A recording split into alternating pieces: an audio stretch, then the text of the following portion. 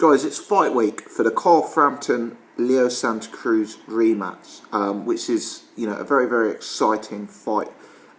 Before we talk about that actual matchup, and I actually didn't realise it was this week. I made a bit of an error. I thought it was the week following. But I've got to give some credit to this card, because I was looking at this before making this video.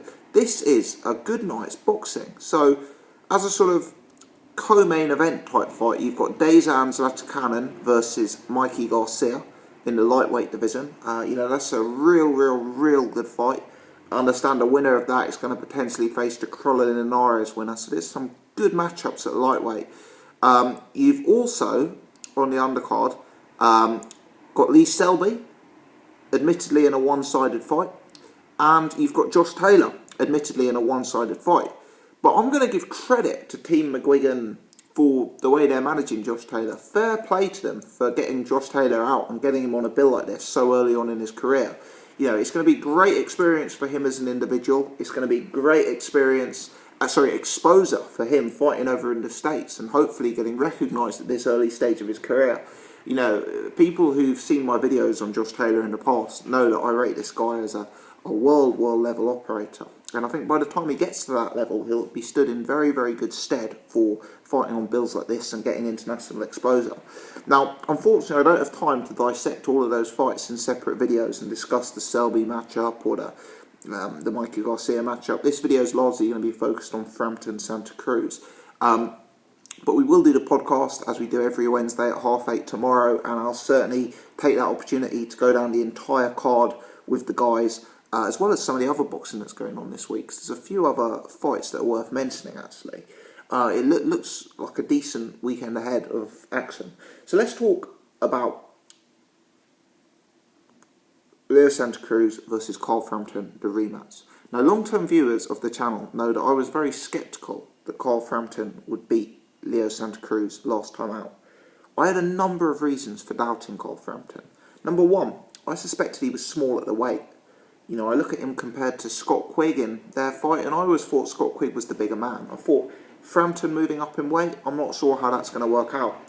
I was also concerned about Frampton's punch resistance. We'd seen him dropped in a fight, we'd seen him potentially hurt in the Quigg fight. I thought, up against a guy like Leo Santa Cruz, who's a bigger guy who hits very hard, could Frampton struggle for punch resistance?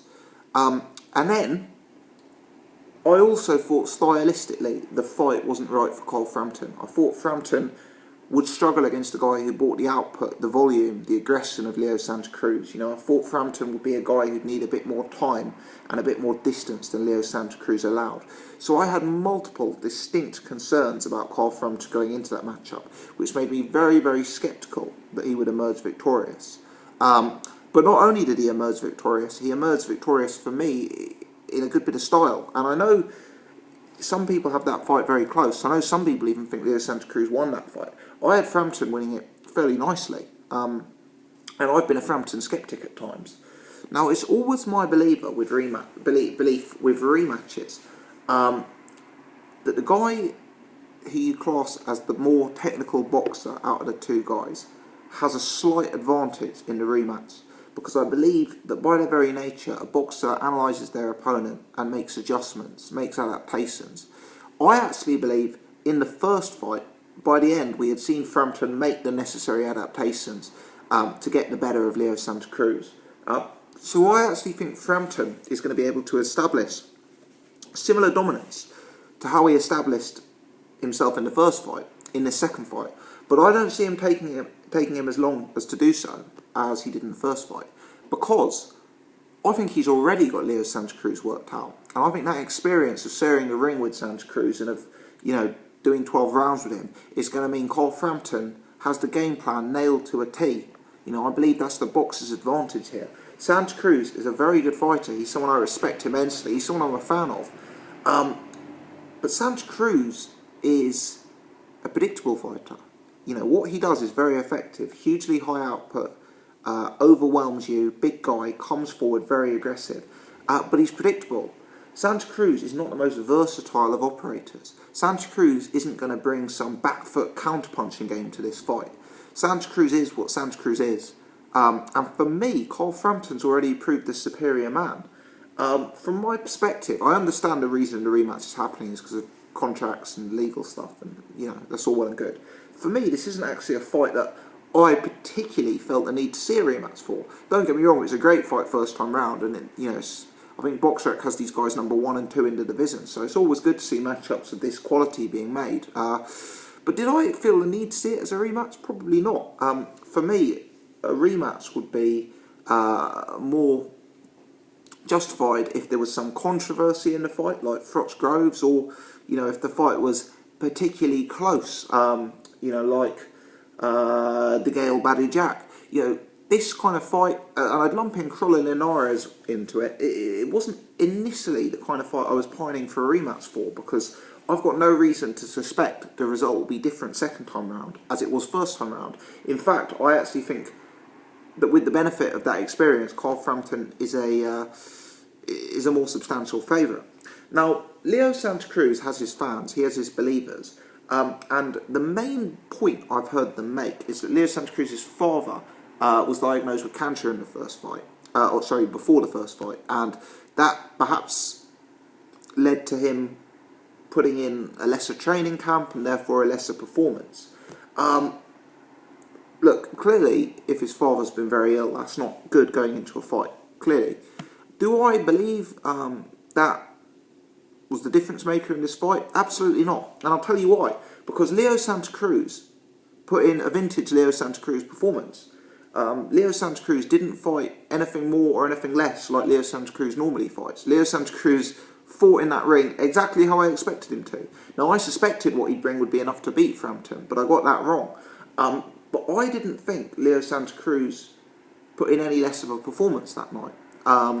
So, bearing in mind that's how I've seen him perform his entire career, do I believe that the issues outside of the ring affected him? No, personally I don't. Personally, I think he was just beaten by the better man. And I thought Frampton's style, was really, really effective against Leo Santa Cruz. Could he have trained 5% harder than last time? Maybe. Maybe. But what is that extra training going to do? Is Santa Cruz going to develop into some sort of slickster? Is he going to increase his power? I don't think so. I think even if he is 5% better, all he's going to do is throw a few more punches. And for me, Frampton has already shown that he has the key to beating Santa Cruz by volume. He has the key to dealing with Santa Cruz's volume and beating him by technique. So I'm looking forward to the fight. I think it's going to be a great match. But this is one of those rematches where I'm not looking at this and thinking there's any necessary reason why there will be a different result in this fight to the first fight. I do find it very, very bizarre that apparently Barry McGuigan didn't realise there was a rematch clause in the contract. So that's 2 questions to anyone who's watching that I'd appreciate the answer to. Number 1, why did the McGuigans agree to this rematch? Or maybe it was necessary to make the first fight, I don't know. And number 2, for anyone who's picking Leo Santa Cruz here, and there's people out there who are, can you explain to me why this second fight is going to be different to the first? I mean, is the logic purely the father being ill and that's affected his training camp? Do you not feel that Leo Santa Cruz's performance was a classic Leo Santa Cruz performance? Those are my questions on it. Let's talk betting for 1 second. For those who are interested in betting in boxing, I did a video last few days with some tips, and one of the bets that I picked out was Frampton at 8 to 11. I think that's a really, really good bet. 8 to 11 suggests that the fight is close to even. Obviously Frampton's a favourite. He's even would be 11 to 11 or evens. So Frampton is a slight favourite, 8 to 11, but that still suggests the bookies have it very, very close in a 2-horse race. So for me, given what happened last time out, I think that is a good bet. I guess one of the concerns and one of the risks is that Frampton's fighting in the States, he's fighting away from home. He is a guy who probably relies on going to points in this fight. It didn't appear that he had the one-punch knockout power to stop Santa Cruz in the last fight. Well, he went 12. So I guess that does always give the question as to whether you could have a close or questionable judging, especially when you consider that Leo Santa Cruz brings such volume. Dependent on the judges, some judges are going to prefer that aggressive, come forward, presser fighter, volume fighter to a Carl Frampton style. So I think that's one question certainly to consider.